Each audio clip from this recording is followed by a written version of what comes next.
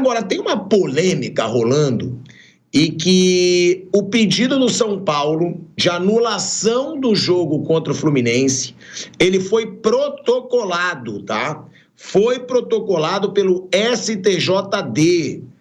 Então, o que isso quer dizer? Que vai ser analisada a possibilidade da anulação do jogo. Por quê? Porque teve um erro de direito, ou seja, a regra não foi seguida. O juiz viu o lance, ele sabe o que aconteceu, ele disse que deu a vantagem, ele falou 3 vezes que ele deu a vantagem. 3 vezes. Ele falou, eu dei a vantagem da falta do Calleri no Thiago Santos. E aí o Thiago Silva pega a bola com a mão e cobra uma falta e sai o gol. A gente falou aqui, é um erro absurdo da arbitragem, é um erro absurdo, porque se ele deu a vantagem, o Thiago Silva pega a bola com a mão e joga, é um erro de direito, sim. Ele não seguiu as regras do futebol. E ele não tem, porque falaram, mas ele tem que assumir. Ele assumiu. Ele falou no VAR, com o árbitro do VAR.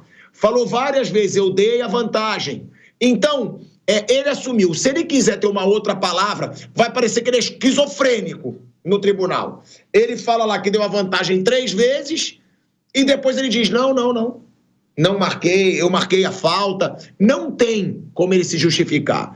O São Paulo, além disso, ele pede um certo afastamento do Zanovelli, tá?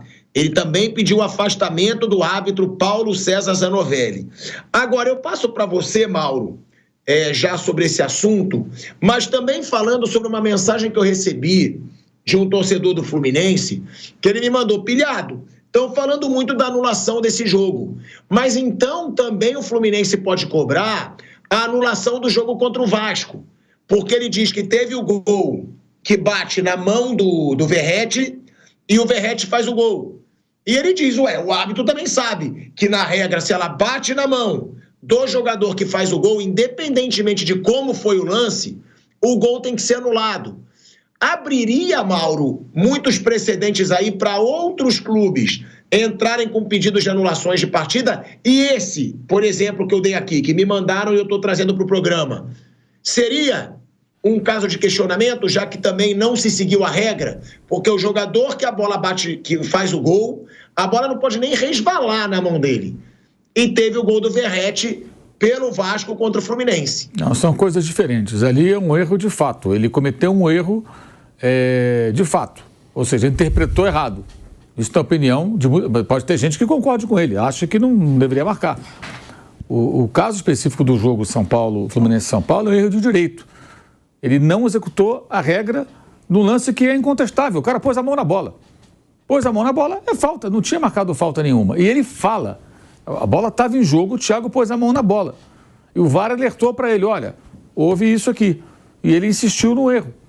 O VAR foi o anjo da guarda dele. Ele tinha que anular o gol, não tem jeito. Não tem jeito, a bola está em jogo. O jogador do Fluminense, Thiago Silva, põe a mão na bola, como se uma falta tivesse sido marcada. E não foi marcada. E ele deixa isso claro, que ele não marcou nada. Ele deu vantagem, deu sequência do lance. Então ele é um erro de direito, é um erro crasso que não cabe interpretação. A bola na mão cabe interpretação. Dá para discutir, foi, não foi, não, mas não bateu, não bateu. Ele vai poder, não, bateu, para mim não bateu, bateu na barriga. E vai ficar essa discussão. Agora ali não, ali ele é meio que réu confesso naquele áudio, naquele vídeo, né? E o áudio, evidentemente, também, do VAR. São situações diferentes, é um erro de direito, é um erro que a regra não foi aplicada. E ali é incontestável, não tem como. O outro tem interpretação, também acho que errou. Que aquele gol do Vasco poderia valer, mas aí é uma discussão como é um erro do impedimento, um pênalti não marcado, é uma jogada que tem uma interpretação. Não, mas ali a regra diz sim, mas ele pode interpretar que não bateu, ele pode achar que não foi voluntário, cabe essa brecha. A regra do futebol permite isso. Mas ali não tem discussão, gente. A bola está em jogo e o jogador põe a mão na bola. A mesma coisa quando o camarada tenta cavar uma falta, e aí ele cai e abraça a bola. O que o juiz faz? Ele marca a falta, o juiz não deu falta. Aí o jogador cai e abraça a bola, querendo a falta. Quando o juiz é mané, ele vai na onda do jogador e dá a falta, que ele não tinha marcado, né? Mas quando o juiz mantém a sua posição, ele não deu falta nenhuma, ele dá falta contra o jogador que caiu e abraçou a bola. Porque a bola está em jogo. Por que você abraçou a bola? Você cometeu uma falta. E o Thiago comete uma falta quando ele põe a mão. Aliás, é incrível que um jogador experiente como o Thiago Silva tenha feito isso. A bola ali no pé dele, não tinha nada. Para que ele pôs a mão na bola? Ele ouviu um apito? Não teve apito, não teve nada, porque ele concluiu. Quer dizer, tem isso, está sendo pouco falado. O jogador da experiência do Thiago Silva cometeu um erro desse também. O erro dele que provocou um erro do árbitro.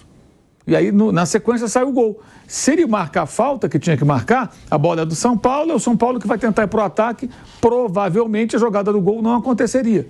Então, é chatíssimo isso. É um porre. Agora o árbitro arrumou esse problema para o campeonato. Mas são lances diferentes, são coisas diferentes. E arranjou um pipinão para o tribunal. Asmar e companheiros, um pipinão para o Superior Tribunal de Justiça Desportiva, que ao longo da sua caminhada não tem abraçado, sempre que pode escapa, não tem abraçado refazer jogos. Essa é uma situação complicadíssima. Eu também acho que houve erro de direito, né? Mas eu entendo que o tribunal sempre age politicamente. Tem uma pegadinha aí no mercado nas últimas horas, será, digamos, uma rota de colisão entre os advogados do Fluminense e os advogados do São Paulo. Imagino que isso vai acontecer. Também não sei quando será marcado o julgamento, porque o tribunal, quando interessa, julga rapidinho.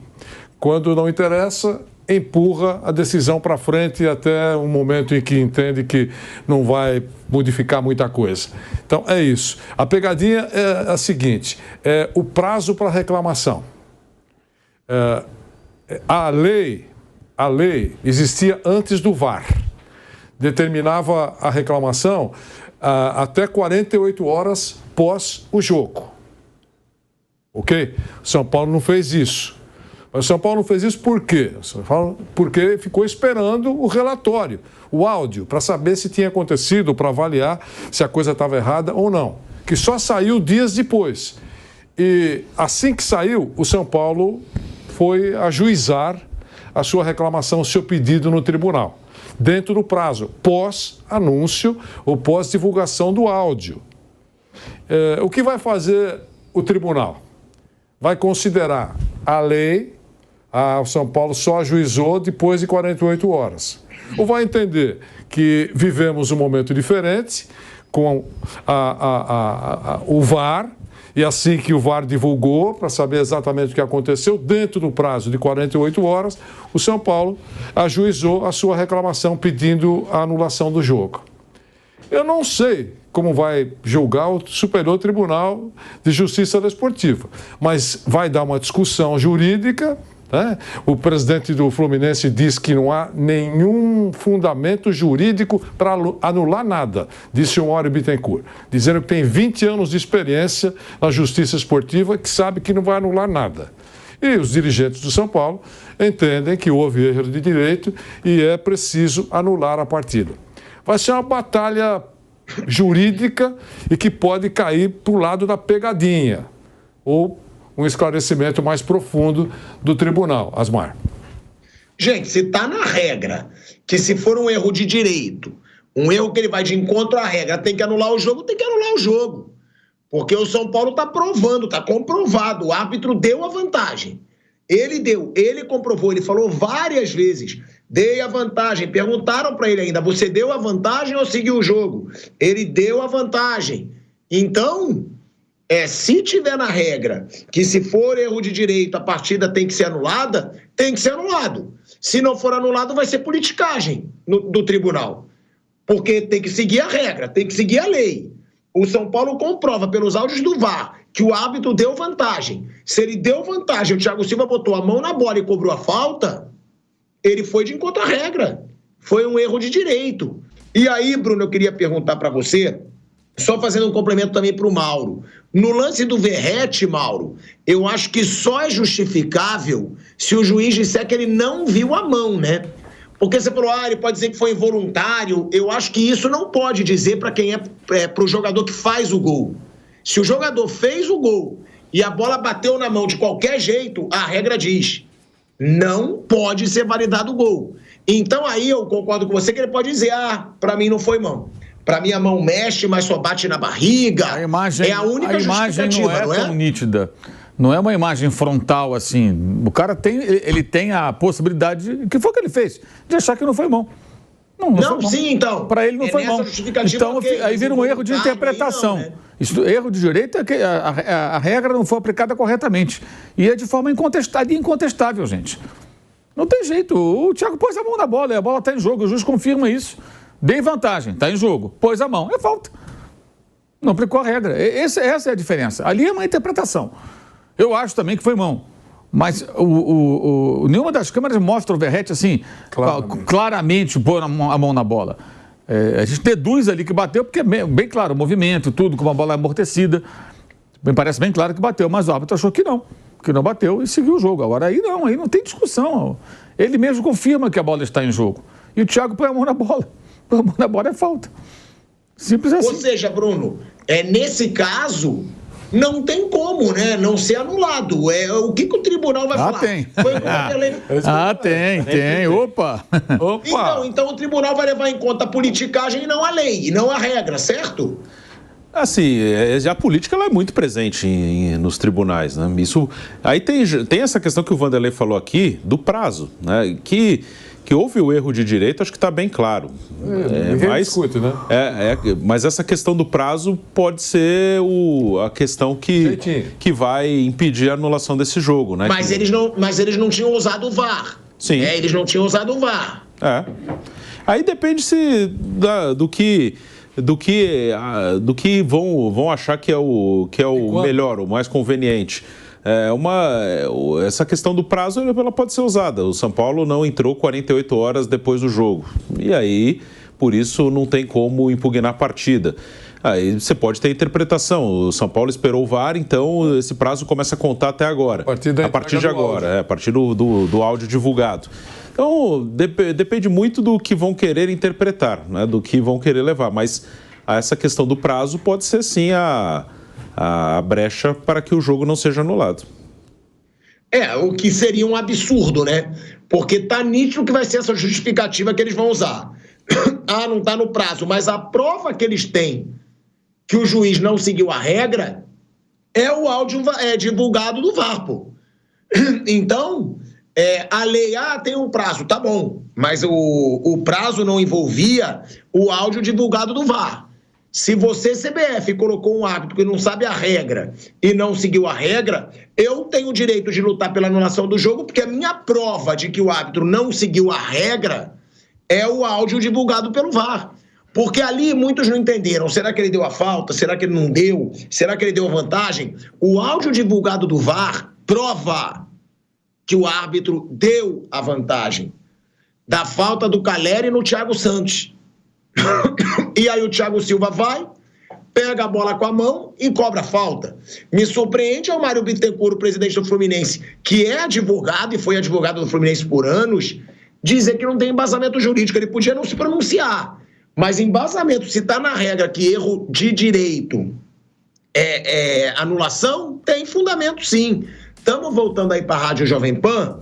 De volta à Rádio Jovem Pan, agora na rádio e no YouTube, falando ainda desse lance polêmico. Foi protocolado pelo STJD o pedido do São Paulo para anulação, do jogo São Paulo e Fluminense, no gol polêmico ali O gol foi de quem, O Thiago Silva fez... Cauã Elias. Quem? O Cauã Elias fez o gol. Cauã Elias, isso, no lance polêmico do Thiago Silva ali, colocando a mão na bola. Agora, tem um assunto bom também para se tocar do São Paulo, tá? Que foi a declaração do presidente Casares em entrevista, né, para a ESPN, onde ele fala de tentar equilibrar as dívidas do São Paulo, tentar equilibrar o São Paulo financeiramente, tá? Ele disse o seguinte, eu vou pegar aqui as partes principais, porque é longa esse pronunciamento dele, mas o objetivo, nas palavras do Casares, é profissionalizar a dívida, diminuindo gradativamente os altos juros que o São Paulo paga a instituições financeiras, para chegar em 2030, ano do centenário, com o clube recuperado nas suas finanças. Ele diz, abre aspas, no plano estratégico, nós temos a reestruturação financeira, que faz parte da Galápagos Capital, que é um fundo que nos atende nessa discussão, assim como outros. A reestruturação financeira, aliada a um plano estratégico, vai trazer um oxigênio para o São Paulo. Primeiro, porque você alonga a dívida. E segundo, que em 5 anos você tem uma possibilidade real de acabar com a dívida. Agora vai ser um plano delineado para que a gente consiga diminuir gradativamente a nossa dívida, alongando, mudando o perfil, recuperando esse dinheiro de parte grande dos juros financeiros, mas sem perder a competitividade, ou seja, que o São Paulo continue com a sua política de responsabilidade, fazendo times competitivos. Mauro César Pereira. Ele prometeu isso lá atrás e não cumpriu, né? A dívida do São Paulo aumentou no ano passado, por exemplo. Ele prometeu que ia fazer isso lá no início. Inclusive, eu fiz uma entrevista com ele no ano passado, ele falou que ele ia trabalhar sempre com austeridade. Depois contratou vários jogadores, onerou o clube, aumentou a dívida em 2023, né? E agora voltou com esse discurso. Vamos ver se dessa vez ele vai cumprir a palavra, né? Porque já disse lá atrás, o Casares, que faria isso. Mas não foi o que vimos no ano passado. Então, esse papo de dirigente prometendo que depois não cumpre, a gente já está esperto com isso. A primeira vez a gente acredita. Vamos lá, vamos dar um voto de confiança. Não fez. Então, agora, vamos ver o balanço do ano que vem se a dívida caiu, né? O que ele pode fazer também, e nada impede, até em nome da transparência no São Paulo Futebol Clube, divulgar balancetes trimestrais auditados por empresas qualificadas para isso, publicar no site do São Paulo Futebol Clube para que o torcedor de São Paulo ele tenha acesso a esses números, a imprensa também, e possa falar, a dívida caiu, a dívida de curto prazo, a de longo prazo, renegociamos, resolvemos aqui, corrigimos acolá. É isso, só falar em entrevistas com amigos, especialmente, de alguns jornalistas amigos, não adianta nada. Entendeu? A questão é, vamos lá, mostrar. E o Casares até agora, a dívida aumentou no passado. Foi o que aconteceu, foi o que mostrou o balanço do ano passado. Está lá no relatório do César Grafietti, inclusive. Ganhou a Copa do Brasil, evidentemente isso faz com que isso seja pouco discutido. Agora, preste atenção, o São Paulo, na minha visão, o São Paulo não pode olhar para o Corinthians como referência para nada, porque o Corinthians não é exemplo para nada, né? Mas o Palmeiras é. E o Palmeiras tem uma torcida que é próxima da do São Paulo, né? O São Paulo, segundo as pesquisas, tem mais torcida que o Palmeiras, mas são duas grandes torcidas. Em tese, pelas pesquisas, terceira e a quarta do país. Os dois clubes estão na mesma cidade, que é e no mesmo estado, que é o estado que mais movimenta, o maior PIB do Brasil, que é São Paulo. Então, por que o Palmeiras ganha brasileiro, outro brasileiro, Libertadores, outra Libertadores, Copa do Brasil, tricampeonato paulista, e o São Paulo ganha uma Copinha do Brasil e um paulista que ganhou antes ali, na época da pandemia? Por que tamanha diferença em conquistas? Por que o Palmeiras frequenta todo ano a Libertadores e o São Paulo tem que lutar para conseguir chegar na Libertadores? E o Palmeiras todo ano está lá. A gente já sabe que o Palmeiras vai jogar a Libertadores, certo? Por que essa distância? Por uma razão muito simples. Um clube se estruturou financeiramente, né? E o outro não. Aumentou sua dívida. Enquanto o São Paulo não fizer isso, para valer, não só da boca para fora, o São Paulo não vai alcançar o Palmeiras. Ele pode circunstancialmente eliminar o Palmeiras de uma Libertadores, de uma Copa do Brasil, de um campeonato estadual, pode. Mas, no geral, o Palmeiras vai ganhar mais jogos importantes, conquistar mais títulos e o São Paulo não. Porque ele não consegue competir. Ele não consegue ter o investimento que o Palmeiras pode fazer no seu elenco, né? E até na base, que o Palmeiras hoje revela jogadores que vendem muito bem, melhor do que o São Paulo. Então, me parece que tem um trabalho mais eficiente no momento. Isso também é investimento, né? Também é necessário investir na base. Então, a questão é essa. Falou? Legal, presidente. Então, balancetes trimestrais publicados, divulgados, com toda a pompa, mostrando números positivos. São Paulo reduzindo suas dívidas, São Paulo entrando nos eixos, né? Para daqui a 3, 4, 5 anos, sei lá quanto tempo, ter condições de bater de frente com o Palmeiras. O Corinthians tem mais... O Corinthians, repito, não é exemplo de nada, é a maior dívida do Brasil, é uma loucura total. O Palmeiras é uma referência interessante. E deveria ser essa a meta do São Paulo. Eu não vou ficar atrás do Palmeiras a vida inteira, eu vou alcançá-los. Eu vou chegar lá. Como? Não tem outro jeito. Até porque o São Paulo não tem um Paulo Nobre. Ou seja, não tem ninguém que vá... Pelo menos até agora não apareceu, né? Alguém que vá lá, coloca dinheiro para oxigenar as finanças, eliminar o endividamento mais urgente, de curtíssimo prazo, e o clube pagar, quando puder, com juros baixíssimos, que foi mais ou menos o que aconteceu. Uma espécie de mecenato, né? Nada irregular. mas uma grande generosidade de alguém, né, para com o clube. São Paulo não tem essa possibilidade. Que não é comum, né? Exato, que não é comum, não acontece sempre, mas aconteceu com o Palmeiras. Então o São Paulo tem que se virar no que fez o Flamengo. Até porque o São Paulo tem potencial para isso, para arrecadar muito tudo. Tem o seu estádio quitado. O estádio do Palmeiras, para mim, é o melhor negócio já feito no futebol brasileiro, porque ele tem um sócio, mas ele não botou nenhum centavo, certo? Então, é uma situação.